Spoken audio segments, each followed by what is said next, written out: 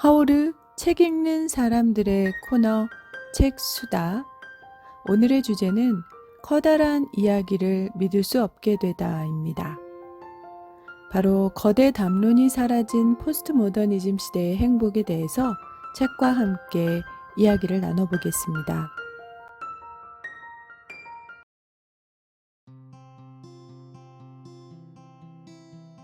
안녕하세요. 오늘의 책수다 주제는 나를 위한 현대철학 사용법이라는 책의 한 부분입니다. 이 책은 니체와 푸코, 레비나스, 들레즈를 그들의 사상을 무기로 해서 자신을 지키는 법에 대해서 이야기를 나누고 있습니다. 다시 말해서 제목에서 말하고 있는 것처럼 어떻게 나의 존재와 방황하고 또 답을 찾지 못해서 헤매이는 나 자신을, 아니면 극단적인 선택을 하기에까지 이르는 현대 인간을 지켜낼 것인가에 대한 이야기이고, 이 책은 다카다 아키노리의 저작이고 메멘토에서 출판된 그리 유명하지 않은 책일지 모르겠습니다. 부제라고 하기보다는 이 책에 대한 또 다른 표현은 부패한 세계에서 살아남기 위한 현대 철학의 생존 가이드고, 말씀드린 현대 철학자들의 핵심 개념을, 그 주장을 나라는 개인의 인간 존재의 문제로 풀어서 설명해낸 교양 철학서 같은 책입니다. 오늘 나누고 싶은 얘기는 거대 담론이 사라진 포스트 모던에 관한 것인데요. 커다란 이야기를 믿을 수 없게 되다라는 소제목입니다. 이야기를 좋아하시나요? 또 이야기를 잘 하시나요?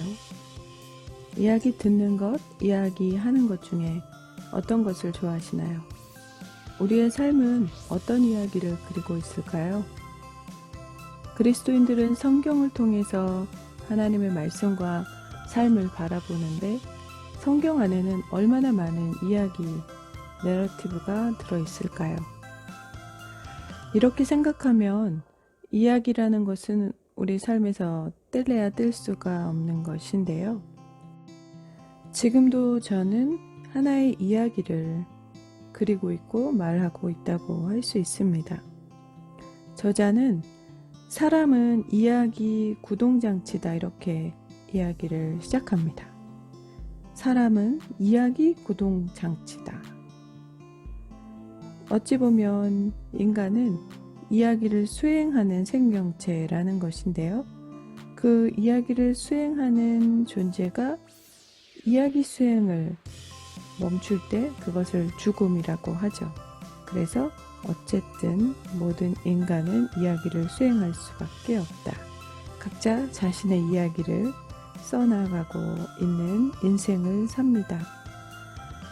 여기 보면 하이데거가 말하는 탐락은 세계에서 미리 준비되어 있는 이야기를 수행하는 것이다 라고 얘기했는데, 이것이 무언가를 꼬집는 이야기 같습니다. 인간이 원하는 탐락, 인간이 구하고 즐기고자 하는, 추구하는 것들은 어찌 보면 정말 자기가 원해서 하는 것이라기보다는 이 세상이 이미 준비되어 제시하고 있는 이야기 틀을 하나하나 수행해 가는 것이라는 거죠. 더 심각한 것은 인간은 그렇게 탐락할 수 없는 상황에서도 어떤 이야기를 살 수밖에 없다는 거죠. 세상이 제시한 이야기를 그대로 받아들여서 그것을 수행해 갈 때 적어도 이 세상의 기준 안에서 행복하다고, 기쁘다고 느낄 수 있을 텐데, 그것이 되어지지 않는 상태에서도 이야기를 수행해 가고 있다, 이런 얘기인 거죠. 여기서 말하는 이야기란 이제 모두 감을 잡으셨을 텐데요. 바로 무언가를 달성하기 위한 순서 체계를 가리킵니다. 우리가 잘 알고 익숙한 순서 체계에 대한 표현이 있어요. 발단, 전개, 위기, 절정, 결말이죠. 이것을 행동 규범이나 행동 모델이라고 한번 불러보겠습니다. 그렇게 이야기를 달성하기 위해서 밟아야 될 수순이 있는데 그걸 해나가는 방식이 행동 규범이고 행동 모델이라는 거죠. 예를 들어 이성에게 호감을 사려고 하고 좋은 학교에 들어가려고 하고 부자가 되려고 하는 것도 하나의 이야기라고 할 수 있는데 그 부자가 되기 위해서 어떤 행동 규범과 행동 모델이 필요한지에 대한 오래된 이 세상의 이야기 틀이 있죠. 예전에는 부지런해야 된다라는 얘기를 하고 근면 성실해야 한다는 이야기나 또는 지성이면 감천이고 한 걸음부터 시작하고 우리가 잘 알고 있는 말들 그리고 어떻게 해서 어떤 수순을 밟아서 어떤 과정을 겪어서 한국 사회에서는 예를 들어 부동산을 어떻게 해서 또 아주 오래전에는 저축과 금리를 계산하고 오늘날에는 주식에 투자를 하고 또 기발한 아이디어를 만들어내고 최근에는 많은 사람들이 유튜브를 통해서 또 SNS를 통해서도 수익을 얻는 새로운 방식을, 새로운 이야기를 쓰고 있습니다.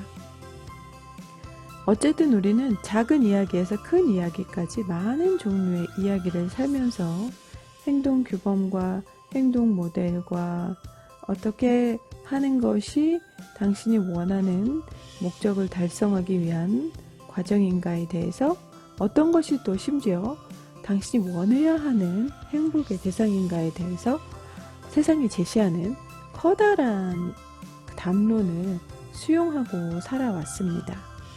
산다는 것은 다시 말하지만 이야기를 수행한다는 것이죠. 이제 사람을 이야기 구동장치라고 말하는 것이 쉽게 이해할 수 있는 상태에 도달을 했는데요. 이제 이야기를 큰 이야기와 작은 이야기로 한번 나눠보겠습니다. 작은 이야기는 그래도 그 순서 체계를 바꾸거나 또 바꿔야 하는 일들이 별로 없는 것 같아요. 배가 고프고 피곤하다. 그러면 배가 고픈 경우에는 음식을 먹어야 되고 음식이 없으면 만들어서 먹을 수 있고 그러면 포만감이 느껴집니다. 피곤하면 잠시 눈을 감아도 좋고 아니면 일을 중단하고 오늘은 쉬어야겠다라고 결정할 수도 있고 아니면 카페인을 섭취하거나 비타민을 섭취해서 잠깐 에너지를 주고 일을 마무리하고 밤에 가서 쉬어야겠다라고 결정할 수도 있고 어쨌거나 피곤한 몸을 쉬게 되면 몸의 피로가 회복됩니다. 이런 작은 이야기들은 그 메커니즘에 있어서 큰 변화는 없고 세세한 차이들이 문명이 발달하면서 생길 뿐인 것 같습니다. 그리고 이 작은 이야기들을 수행하면서 우리가 매일매일 누구나 살아가고 있죠. 커다란 이야기란 각자 자기가 살고 있는 그 시대에 대부분의 사람들이 허용하고 대부분의 사람들이 수용하는 이야기를 말합니다. 그래서 이것은 시대마다 달라질 수 있는 이야기죠. 쉽게 말해서 행복의 기준이 무엇인가? 또 여성의 역할이 무엇인가? 결혼에 대한 가치관은 어떤가? 또 어떤 직업이 환영을 받는가? 조금만 담론을 키우면 그것은 시대마다 다른 모습을 보이고 있다고 생각하고 많은 사람들이 이런 커다란 이야기의 변화를 시대 변화라고 말하고 이런 걸 보면서 격세지감을 느끼고 세대 차이를 말하기도 합니다. 심지어 과학의 발달과 철학의 변화는 거대 담론의 변화를 이끌고 우리가 더 이상 이전의 방식으로만 삶을 살아갈 수 없는 세상을 만들어주는 주체가 되기도 합니다. 그냥 소소하게 행복과 또 삶의 가치에 대해서 생각해 보겠습니다. 행복이라는 것은 어떤 것일까요? 내가 지금 행복하다고 생각하는가? 아니면 불행하다고 생각하는가? 그 판단은 과연 합당하고 옳고 자유로운 판단일까요? 아니면 이 사회가 제시하는 커다란, 아니면 사회가 강제하는 이야기를 우리가 기준으로 삼은 것일까요? 이런 고민들은 많이 얘기하는 것 같습니다.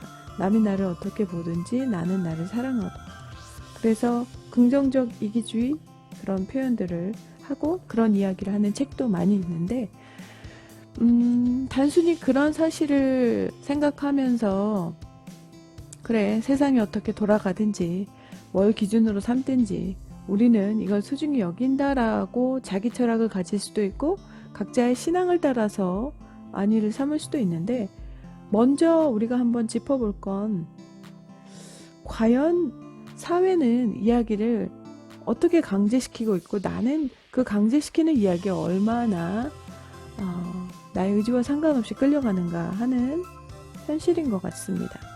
왜냐하면 많은 이야기 체계가 모방을 통해서 자신의 내부의 자리를 잡기 때문입니다. 쉽게 말해서 어려서는 부모님이 그렇게 말을 했고, 선생님이 그렇게 말을 했고, 또 보는 책들이, 뉴스가, 사람들이 일상에서 하는 대화를, 이런 것들을 보면 자연스럽게 그 사회가 추구하는 가치관과 이야기가 흡수가 되죠. 그 안에는 모두를 위해서 공공의 선을 추구하는 그런 이야기도 있고, 오히려 그렇지 못하고 한 사람 개인의 자유를 억압하거나 아니면 행복할 수 있는 사람을 불행하다고 느껴야 하는 엉뚱한 세속적, 현세적, 또 시한적 가치를 주는 것들도 있습니다. 좋은 남편상이 있어요. 좋은 아내상이 있고, 또 쉬운 얘기로 엄친아라는 표현을 한동안 썼는데, 엄마, 친구, 아들처럼 이상적인 아들의 모델이 있습니다. 그것도 어떤 이야기죠. 근데 그 사회 이야기에 맞추어서 과연 내 아들을 만들 수 있을까?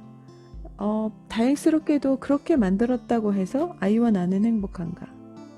그런데 그 이야기가 강하고 강할수록 그 이야기를 내 안에 많은 자리를 내주면서 의미 부여를 하면 할수록 거대 담론과 다른 나의 현실과 엄친아와 다른 나의 아이는 나를 불행하게 만드는 요소가 될 수밖에 없고, 그건 너무나 비극입니다. 사랑하는 자녀와 행복할 수 있는 기회를 빼앗긴 채 이야기를 수행하는 인생이 되는 것이기 때문이죠. 근데 현대 사회에서 우리가 생각할 것이 있어요. 이 책 전체의 제목이라는 게 커다란 이야기를 믿을 수 없게 되다였거든요. 이미도 익숙한 얘기입니다. 포스트모던이라는 것은 거대 담론의 붕괴고, 이 커다란 이야기, 거대 담론을 신뢰할 수 없다라는 것을 얘기한 사람은 바로 프랑스 철학자 리오타르인데요. 그것을 포스트모던이라고 불렀던 거죠. 우리가 살고 있는 시대는 모더니즘의 시대는 아닙니다. 당연히 그리스 철학이 다시 한번 꽃을 피우던 르네상스도 아니죠. 우리가 살고 있는 현재의 이 지정학적 위치, 시대적인 자리는 명백하게 포스트모던 사회이고, 또 요즘은 코로나19로 인해서 기존의 삶의 방식과 많은 체제들의 변화를 겪고 있습니다. 그래서 포스트 코로나 시대의 삶의 방식, 또 예배 방식, 교육 방식에 대한 논의들을 각각 하게 되는 거죠. 다시 돌아가서 우리가 살고 있는 이 포스트 모던 시대의 가장 큰 특징은 커다란 이야기를 믿으면서 모더니즘의 특징인 이성만으로 이야기를 구현해 나가고 구동되던 시대가 아니라는 것입니다. 거대 담론이 사라진 세상에서 어떻게 살아갈지를 생각하는 사상을 포스트 모더니즘이라고 말할 수 있는 거죠. 그러면 여전히 우리는 이야기에 매여 있는데 인간은 이야기 없이 살아갈 수는 없나요? 그것은 불가능하겠습니다. 이야기라는 것은 삶의 지침이 되고 삶의 태도를 표명하는 것이 되고, 이야기가 없이는 삶도 전개가 되지 않죠. 물론 그럴 수는 있습니다. 그때그때 되는 대로 사는 것. 그러면 이야기 흐름이라는 건 존재하지 않을지 모르겠지만 어찌 보면 그 파편들이 모여서 또 이야기를 이룬다고도 할 수 있기 때문에 사람은 이야기를 수행해 가고 있고 어쨌거나 그 이야기를 표현하는 방식 가운데 시대를 말하고 있는 것 같습니다. 물론 다원화된 사회, 모더니즘이 깨어진 사회, 이성의 법칙으로 모든 것을 규명하고 또 예측할 수 없는 사회에서 우리는 거대 담론에 매여서 찰리 채플린의 영화처럼 그렇게 수동적으로 그렇게 틀에 박힌 대상으로 살아갈 필요가 없게 됐다는 점은 긍정적이라고 할 수 있겠습니다. 쉽게 말해서 모든 가치를 모든 사람에게 그대로 적용할 수는 없죠. 직업에 대해서, 또 삶의 목표에 대해서, 결혼에 대해서, 또 자녀 양육의 방식에 대해서, 행복에, 아주 쉽게 행복의 그림에 대해서 사회가 강제하는 이야기를 모두에게 적용한다는 것이 이전보다 훨씬 어려워졌고 불가능해졌고, 그것은 이제 더 이상 먹히지 않는 이야기가 된 것 같습니다. 문제는 커다란 이야기를, 거대 담론을 신뢰할 수 없는 사회에서 이제는 그 작은 이야기들도 크게 이것이 과연 옳은 것인지, 이 방식이 맞는 것인지를 신뢰할 수 없는 많은 삶의 변화가 있죠.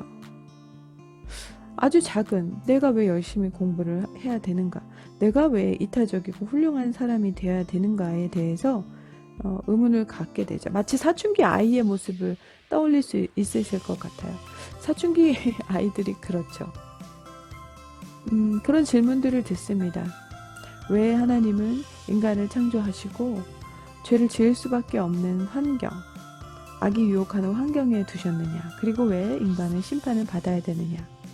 어떻게 보면 사춘기에 삐뚤어진 생각이라고 할 수도 있지만 굉장히 근본적인 생각이기도 하죠. 공의가 뭔지, 심판이 뭔지를 다시 한번 재고해야 되니까 기존의 담론에 익숙한 어른들, 그런 신앙인들의 물어볼 필요도 없는 이야기가 아니니까 새로운 방식이라고 느껴집니다. 어찌 보면 이 시대를 살아가는 사람들은 부모님의 뜻과 생각을 따라 착한 아이로 자라다가 사춘기가 되어서 자기 존재와 사회와 표현 방식 모두에 대해서 의문을 제기하며 왜 그런가 하고 질문을 던지는 사춘기 아이처럼 그동안 우리가 옳다고 생각했던 평화를 추구했죠, 인간이. 그러나 어떻게 됐죠? 평화를 지키기 위해서 무기를 생산하고 그 무기로 세상은 전쟁에 휩싸였었죠. 그리고 인간의 잔악함을 봐야 됐고, 인간이 사회 속에서 선을 추구하고 많은 사람이 모여서 의견을 모으는 것들이 과연 어떤 결말을 보여주는지를 경험을 했습니다. 그리고 모더니즘은 깨어져 나갔고 인간의 한계를 수용할 수밖에 없는 슬픈 경험을 했죠. 그래서 포스트 모더니즘을 살아가면서 거대 담론이 깨진 현대사회의 사람들은 다시 본질적인 질문을 하고 있는지도 모릅니다. 그러면 우리가 슬프게도 다시 사춘기가 되어서 안정기가 지났느냐 생각해 볼 수 있는데, 저는 그런 생각을 합니다. 사춘기 아이들이 불행할까? 혼란스러울까? 아니면 어떤 사회가 강제하는 이야기 속에 갇혀서 자신의 이야기가 어떻게 진행되는지 모르고 끌려가는 성인이 있다면 그 성인보다는 행복하고 의미 있는 하루하루를 사는 면은 없을까라는 생각이 들죠. 그래서 이 책은 이렇게 결론을 내리고 있는데요. 포스트 모더니티가 지배적인 가치관이 된 오늘에는 작은 이야기들의 올바름을 뒷받침하는 것이 사라졌다. 그럼 어떻게 하라는 걸까요? 이런 상황에서 각각의 올바름을 이 저자는 스스로 생각해내야 한다라고 결어하고 있습니다. 작은 챕터의 한 이야기, 그 커다란 이야기를 믿을 수 없게 되다라는 하나, 둘, 셋, 넷, 6장이 되지 않는 책의 내용을 가지고 자유롭게 생각을 풀어봤는데요. 어떻습니까? 작은 담론에 오늘을 살아가는 우리의 소소한 이야기의 옳고 그름과 가치와 의미 그리고 그 행복에 대해서 나 스스로 판단하는 것, 나 스스로 생각해내는 것, 그것이 필요하고 그렇게 하고 있는데 그렇게 살고 있는 나를 한번 돌아보는 거죠. 나는 행복한가라는 질문으로 한번 적용을 해보는 거죠. 나는 과연 오늘 행복하게 살고 있는가? 그런데 내가 행복하지 않다라고 느끼는 이유들을 보면 다 내가 그래서라기보다는 사회가 그렇게 또 기성의 세대들이 그렇게 기준을 가지고 살아왔기 때문에 그것이 편리하기 때문에 그걸 가지지 못한 나를 불행하다고 느끼는 면이 많은데 저는 그냥 그거 하나를 얘기하고 싶은 것 같아요. 나는 불행하지 않다라는 거죠. 사회가 가진 커다란 이야기에 비추어 본다면 내가 가진 것, 내가 하고 있는 것, 나의 연약함, 나의 핸디캡, 성품의 결함들, 고민하고 고민해서 고민으로 빠지는 나의 이 연쇄적인 그 고통의 고리에 갇힌 나를 보며 고통스러워하는 나, 이렇게 끊임없는 부정적인 판단들은 과연 정당한가? 그걸 끊을 순 없을까? 그 기준에서 벗어날 순 없을까? 내가 누리고 있는 것들을 또 내 기준으로 평가하고 행복한 것은 행복하다. 이것은 나는 지금 행복하지 않다라고 또 때로는 담대하게 인정해야 될 필요도 있는 거니까요. 부정적이라는 것은 있는 사실 그대로를 인정하지 않는 것이고 긍정적이라는 것은 항상 좋은 것이 아니라 있는 사실 그대로를 그렇다라고 인정하는 것이라고 할 때에 현실을 인정하고 그러나 사회가 강제해왔던 모더니즘 사회로부터 흘러내려온 한국의 유교 문화에서 내려온 여러 가지 물론 이런 것들이 가진 긍정적 부분들과 좋은 면들이 있지만 그 기준이 나와 맞지 않을 때 꼭 나는 문제가 있는 사람이고 불행한 사람일까? 아니면 누리고 있는 것과 감사하고 감사할 수 있는 것들을 찾아볼 수는 없을까? 라는 생각을 해봅니다. 오늘은 여기까지 두서없는 책수다를 했습니다.